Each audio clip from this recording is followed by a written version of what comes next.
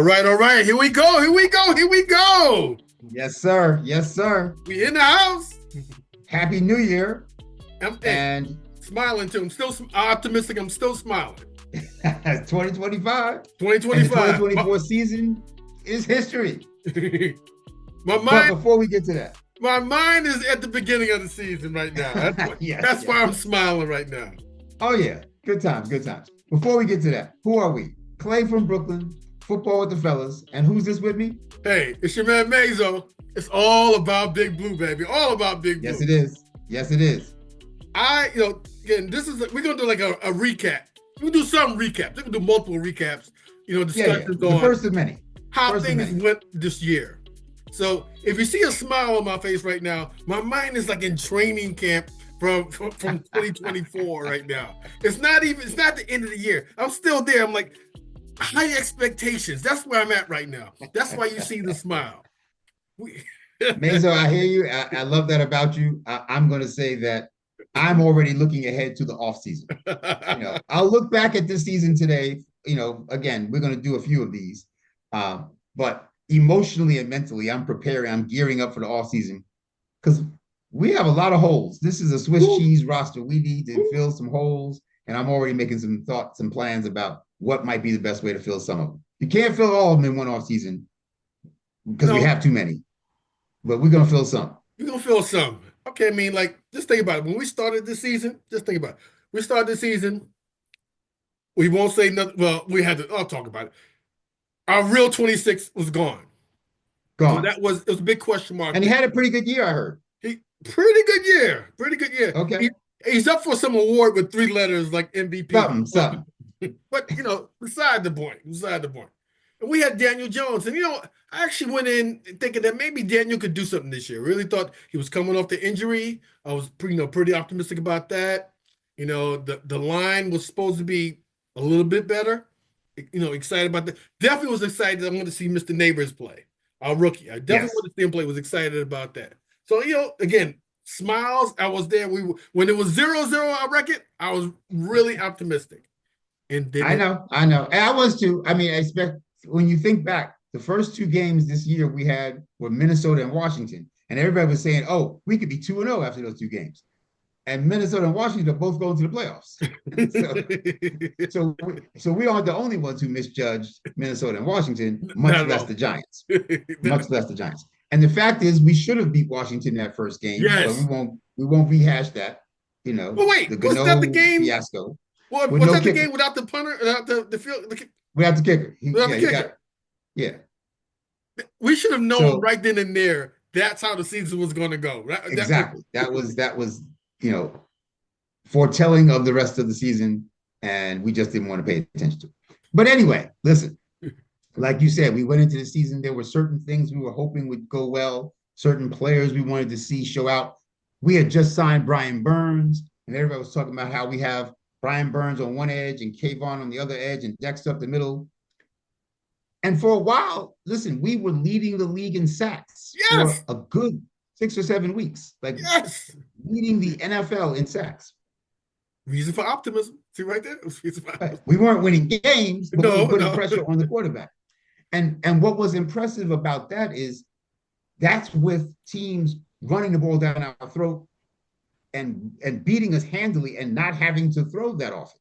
And we still were leading sacks, right? So if the team against you is throwing fewer passes and you're still sacking their quarterback more than anybody else is sacking the quarterback, that's a good sign for your pass rush. Very good sign. Very good sign. Right. That's like leading the major leagues in batting average, but you have fewer at bats than other people.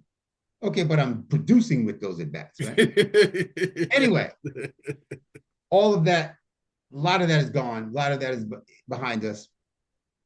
One of the things I want to talk about is a quick recap on some numbers. Oh boy. As you know, our offense was abysmal by year's end. We started off with a very healthy offensive line. I remember us talking about, I wish we would throw the ball long while the line is healthy because that's not going to last. Yes. Kept mentioning that. It didn't last. And we wound up 31st in the league in points scored, averaging 16.1 points per game. And that's including that 45-point, outburst against Indianapolis 2 weeks ago. Otherwise, we would have been 32nd. We were we were 21st in the league on the defensive side in points allowed, giving up 24 and a half points a game. So 24 and a half points a game on defense, 21st in the league, is not terrible. In fact, honestly, it felt like we were worse than that. Yes, it did. Yes, it did. It felt like our defense was letting us down to a greater extent than that. We were 8th in the league in passing yards against, meaning we gave up fewer passing yards than 3/4 of the league. It didn't seem that way. Wait a minute. You gotta say that one again because it did not seem like that. Wait. It did not seem like that at all. We were 8th in the league against the pass.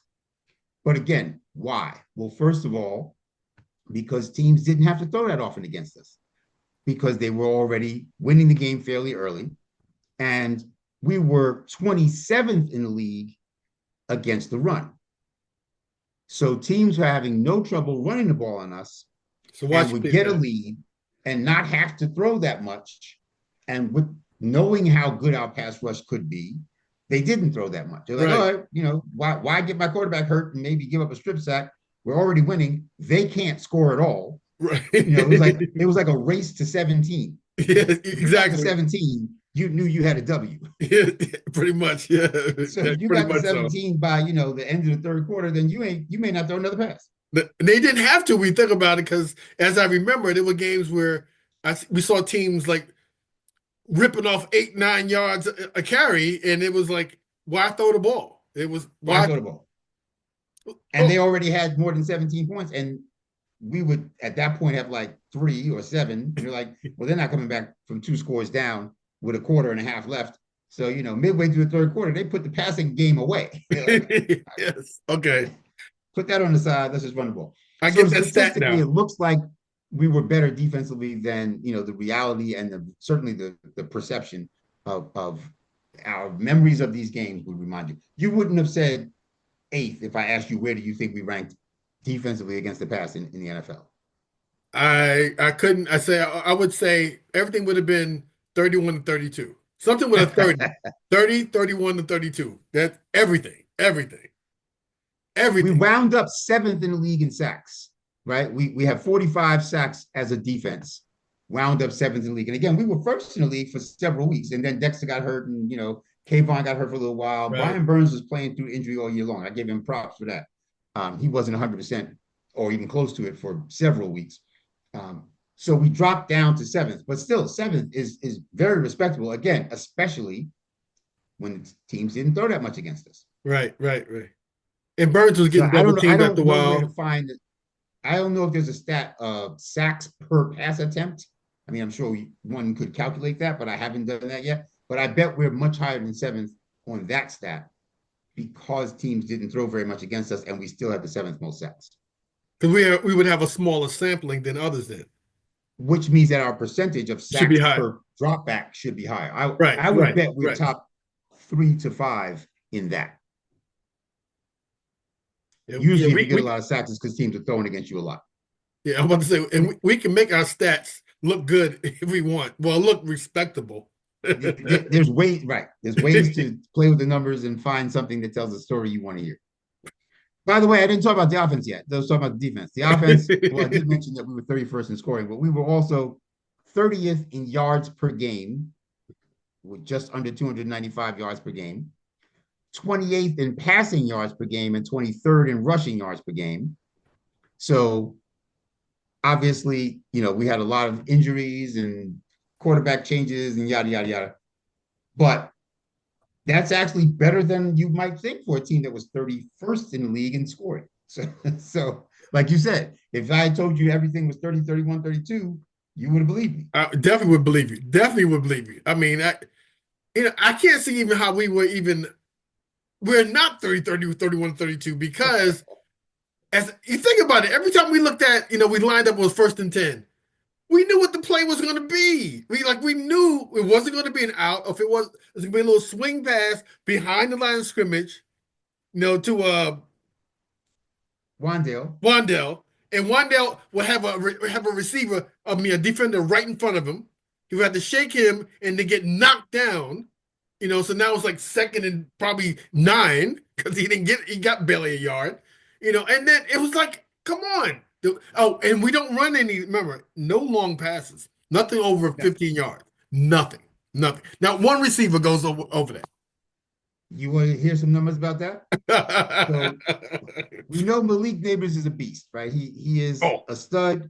He had a great season. He had a total of, I think it was 109 catches. He set records. This year. 5 passes of 20 or more yards. 5 passes of 20 or more air yards.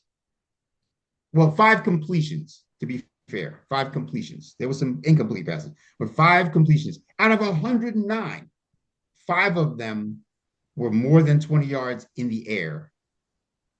And the other 104 were less than 20 yards downfield. So your best even more interesting, which is ridiculous for a man as skilled as him. Even more interesting, Wan'Dale Robinson. Oh, yes. Averaged 7.5 yards per catch. 7. I can't believe it. He is the first player, I think they said, in like 30 years to have 90 catches or more. He had 93, but fewer than 700 yards receiving. He's the first person with 90 catches to have fewer than 800 yards receiving. And he had fewer than 700. He's the king of the ding out. He's the king of the ding out. And Tyron Tracy also averaged 7.5 yards per reception. The running back, who obviously is a check down and a screen pass. He and Wan'Dale averaged the same number of yards per catch. If your wide receiver and your tailback are both averaging the same number of yards per catch, either your tailback is outstanding or you're wasting your wide receiver, right? If they were both averaging 18 yards a catch, that'd be phenomenal. Right. But no, that's not what it is. Oh, man. 7.5. I can't. You know what? It makes sense if we look back at the film. It makes sense. I mean, it's not like Wan'Dale. He's not slow, but you can't. It doesn't matter how fast you are. If you throw a pass 3 yards down the field, everybody is there. Everybody is standing right there. And it's one thing if you're throwing passes 3 yards downfield while 3 of your receivers are 30 yards downfield. Right. Okay. Which takes 4 or 5 defensive backs 30 yards downfield. But if you're throwing the ball 3 yards downfield and nobody is more than 20 yards downfield, where is he going? Not far. Everybody's here. Like, nobody is too far away because nobody went downfield. Oh, I remember the first couple of weeks I was showing some footage. I looked at some plays where it looked like on like 3rd and 12, our receivers were running 8-yard patterns, and the defensive backs were standing like 10 yards downfield saying, I know you ain't going no farther than that. I don't have to turn around. I know better than that. You ain't going nowhere. And they're coming downhill before the ball's even thrown, and they're already ahead of the sticks. How are we supposed to move? Anyway, like I said, this is the first of many conversations about this phenomenon. And I'm sure there'll be footage, there'll be conversations. Maybe we'll bring some people in, to join us and share their thoughts. There's a lot to talk about. There's a whole lot to talk about. A whole lot, man. Our emotions it's funny. You like when your emotions go up and down during the season, and ours kind of was on a steady decline. A steady decline throughout the year, But again, if they were playing this week, I still would be, we'd still be rooting for them. But rooting for them, yes. But you would still be optimistic. Right. But they and that's great. That's optimism. They kill it. They just. And then, of course, and again, in the game, during the game, I always want us to win, always. But when the game is over and I'm looking at our record, I'm like, you know what? If we're going to be this bad, let's just go ahead and be bad. And you remember I said that I looked under my Christmas tree and we had the first overall pick? Yes. Did Santa come and take it? The first overall pick anymore. Did he take it back? Did he get a refund? Santa came and said, I'm sorry, my bad. I delivered this to the wrong house. Excuse me. Got to take this one back. Because we had to go out and beat Indianapolis, who clearly was throwing that game. I don't care what anybody says. There should be a congressional investigation. They threw that game. They I are agree. not as bad as they played against us. They haven't been that bad against anybody else. Right, right. Then suddenly we scored 45. Remember, I used Well, to talk about Charles Oakley, that if you locked Charles Oakley in the gym by himself overnight, he couldn't get 20 points. If you put us on the field by ourselves, we shouldn't have 40 points on offense. No, We no. have 45 points against them. We were offensive juggernaut. We were just, We it were was like a the flag Dan football game. Marino Dolphins. You know, we were the Kurt Warner Rams, the Right, greatest show on turf. right, Everything we tried worked. And we got like interceptions and whatnot. right. This stuff that doesn't happen to us. But those are guys playing for their jobs. There was a lot of guys who playing for the jobs. They weren't playing for the Understand? jobs the other 16 games. Well, it was a sense of urgency because they knew it was closer to the time that their contracts were not going to be renewed. So Maybe that's what it was. Maybe. But then last week against Philly, we went back to being our terrible selves, losing to against their their B backups, and C team, to their second and third stringers. right? Now, what does that say about us? What does that say about us? And It like you said, says, it was only a week removed from being the offensive juggernaut. That's what I can't get over. right. Why, We why scored 45 on the Colts starters and couldn't score at all against the Philly second and third string. can't I have a hard time with that. So what does it come down to? It comes down to, in my mind, there's one quarterback in this draft that's worth taking. His name is Cam Ward. And Yes. I cannot imagine he'll be there at 3. The third overall pick is pretty high. That's a very valuable pick. But if there's only one quarterback and the two teams ahead of us both need quarterbacks, that means two things. One, they are not trading out of their spot because they need quarterbacks. Right. Most people think there's two good quarterbacks. I don't want Shedeur Sanders. I'm not saying he's not good. I don't want Shedeur Sanders. But most people agree that there's two good quarterbacks. And there's two quarterback needy teams that draft ahead of us. For us. So they're not going to trade out of the pick. And they're not both going to pass on Cam Ward. I mean, maybe somebody thinks Shedeur is better and Shedeur goes first and Ward goes second. But what are the chances they both say, I don't want Cam Ward? I know I need a quarterback, but I don't want Cam Ward. Maybe not good. Okay, the two teams in front of us are Tennessee and Cleveland. Maybe one of them. Okay, maybe one of them would take Aaron Rodgers. Maybe I think maybe get Aaron Rodgers and they trade down or something like that. No, that won't. No. Maybe. Kirk Cousins, yes, there's always a maybe. If you had asked me the night before the Colts game, could the Giants score 45? I would have said absolutely not. But we scored 45. So anything is possible. If we can score 45, then yes, one of those two teams could say, I'm not going to take Cam Ward, excuse me. But if you ask me what the likelihood is that he's going to one of those two teams. Yeah, I believe he's going to go first. I think he's going to go first, but first or second. And if those two teams don't take a quarterback, the other option is that they trade the pick. And it's not like there's only 3 teams that need quarterbacks, right? So if they trade the pick, it might be to somebody like the Raiders who might come up and say, well, I'll give you the number 1 pick for the next 3 years. Our first rounder for the next 3 years, not the number 1 pick, but our first rounder for the next 3 years. Please give us Shedeur as bad as we want him on the Raiders. Are we going to outbid somebody like that that's coming up with, desperation? No. When we have the 3rd pick already? And honestly, we shouldn't. We shouldn't. No. I don't want to give up the first next year and the first year after that just to move up 2 spots and take Cam Ward. No, we shouldn't. Because the team won't be better. Right. I mean, we'll be better at quarterback, probably. Well, we'll have offensive line is healthy. Yeah, I'll say we'll have a better quarterback. Right. But we won't. But like you said, the offensive line will tell us how good that quarterback could be, along with our receivers. I was just gonna say, and we're probably losing Darius Slayton. I would be very surprised if Slayton is back.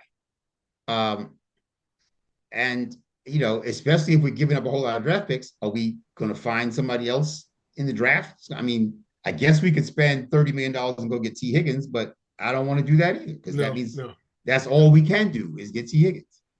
No. Well, does that mean Mr. Travis is coming our way then? Maybe the third? Maybe. And we could, obviously, we're going to talk about this a lot in the next couple of months. Personally, I don't think that's what I would do but I wouldn't be shocked if that's what the Giants do. And I wouldn't be mad if that's what, I mean, he looks like a very solid player. I just don't. Who did Colorado play? I mean, I'm saying that rhetorically. I'm saying they didn't play, Ohio State and Georgia and Alabama. Like, have we really seen Travis Hunter against top tier talent when he's putting up all these numbers? He was consistent though. He was definitely, teams did look for him, and we're gonna talk more about this later. We're gonna talk more about this later. But yeah, it's gonna be interesting who the Giants, what the Giants do, whether they stay where they are, whether they pick Hunter. A lot of mock drafts out there talking already. A lot of mock drafts have the Giants taking Hunter. There's some now starting to switch up now a little bit, and we talked like you talked about moving out of the third and maybe right trading down. Mm-hmm. I wonder, but like our other Big Blue fans, what they think about. Like, what do you guys think about with the draft? I mean, you thinking, because we know this was an abysmal season and all, and I know a lot of you are still upset, that we won a game against the Colts and we shouldn't really have won. We could have played well and not won. It'd been great. Right. If we had lost that game, 48-45, that'd have been okay. That'd been perfect. But that's over. That's already gone. Like, what would you do? We're gonna talk about the draft. What would you do in the draft? Would you like take Hunter, or do you want Ward? I mean, we do. We like Ward, but do you like Ward? Right. Do you like Shedeur? You want him to come in? Leave us a comment. Let us know what do you think about. We'll get back to it. Dude, don't worry about it. We'll talk about this one. Oh, definitely. It's a lot to talk about with that. A lot to talk about with that. And free agency. Maybe we'll sign a quarterback. Maybe we'll sign a veteran. There's a couple of them that look like they might be available. Not Aaron Rodgers. No, okay. Not Aaron Rodgers. Not Aaron. Not Aaron Rodgers, please. We don't need that drama. That's worse than the Shedeur drama. Yeah. At least Shedeur is young. At least you get Shedeur for 10 years. Aaron got about 20 minutes left. All right. But listen, like you said, we want to make this a conversation, not just, us talking at and to you. Talk back. Drop us a comment. Like, share, subscribe, all that good stuff. Oh yeah. Come on in. Always we ask you to leave those comments, please. And just we'll definitely get back to you on it, because I actually want to hear what some Giant fans are talking about. As far as I know what you're talking about as far as how the year went. And if you want to leave that comment too, please do. Go ahead. Let us know how you felt about this year. It was definitely a difficult one. It was difficult to stay optimistic about it, but we bleed blue. So we stick with our team. One last thing I'll say that we would love to hear your thoughts on that we didn't talk about, but we will, is they are bringing back Joe Schoen and Brian Daboll, which we didn't even get to. There's going to be probably a whole other episode just about that. But if you want to get us started on that conversation by dropping your comment about that decision, those decisions, because those are technically two separate decisions, we'd love to hear that. Oh yeah, definitely. Because we have a lot of thoughts about it. We'll save those for the next time. All right. We'll save those for the next time. All right, listen. As always, Clay from Brooklyn, Football with the Fellas. And who's this with me? It's Man Mazo. It's all about Big Blue. We appreciate you this season, and we're going to see you next time we're on. We ain't going nowhere. We're coming back. No. We're coming back. Very all right? soon. Very soon. All right. Until next time, y'all. Peace. Big shout out to El Marquis Productions, the talent behind the music and production here at Football with the Fellas. It's all about Big Blue. Their beats bring energy and excitement to every episode. El Marquis' skills in mixing, mastering, and creating top quality sound make the podcast come alive each week. For your own projects, check out elmarquisproductions.com and take your sound to the next level.